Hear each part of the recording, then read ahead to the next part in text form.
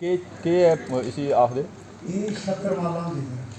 छत्तरमाला छत्तर होंदे ये मतलब कि ये होंदी कि कोई भी अपने अपने ग्रां दी रीति रिवाज जां जो कुछ भी होंदा बाकी रीति रिवाज भी है साढ़े हिंदू समाज है। अरे छोटी है थोड़ी छोटी है नहीं बड़ी है ये बड़ी है लंबी है बड़ी लंबी अच्छा अच्छा हाँ जी हाँ हाँ तो ये छत्तर सोखो सूखे दे होंदे जियां माता वैष्णो छत्तर में फलानी बरात मेरी पूरी हो गई ये छत्तर चाड़ के उत्थे चढ़ा के ते इस हिसाब नाल साढ़े जग विच भी ये छत्तर सूखे दे होंदे सोखो छत्तर जेह्ड़े चढ़ांदे ने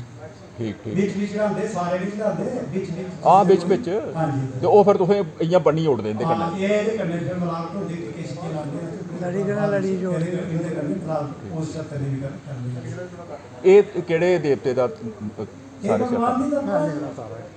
सारा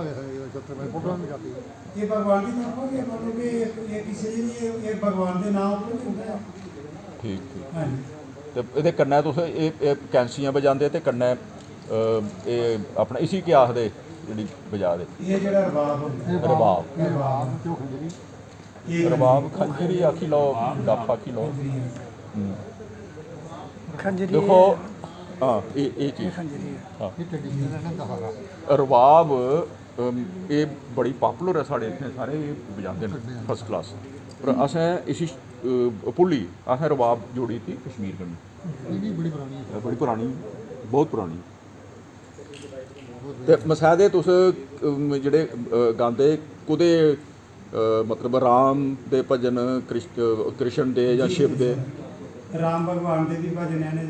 कृष्ण भगवान के भी हैं शिव ब्रह्मा विष्णु मतलब हर चीज़ के या पूर्ण भगत के हैं या ते हर चीज़ के भजन आते हैं ते कथा बाजते हैं अस साढ़े जग होंगे जेह्ड़े कि पूरी पूरी रात जेह्ड़े कि पूरी रात ये भजन मतलब भगवान के पूर्ण भक्त की पूरी कथा सुनाते भजन गाने हैं ठीक ठीक बड़ा अच्छा बड़ा करो प्रैक्टिस करो